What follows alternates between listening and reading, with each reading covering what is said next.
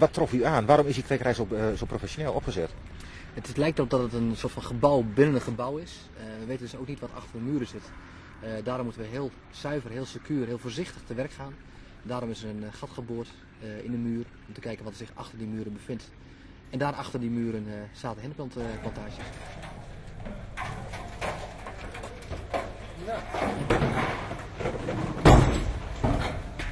Wat we binnen vonden was eigenlijk een nieuw gebouw waar je achter niks kon horen, niks kon ruiken, niks zien. Dus ja, dit ziet er gewoon ongelooflijk professioneel uit.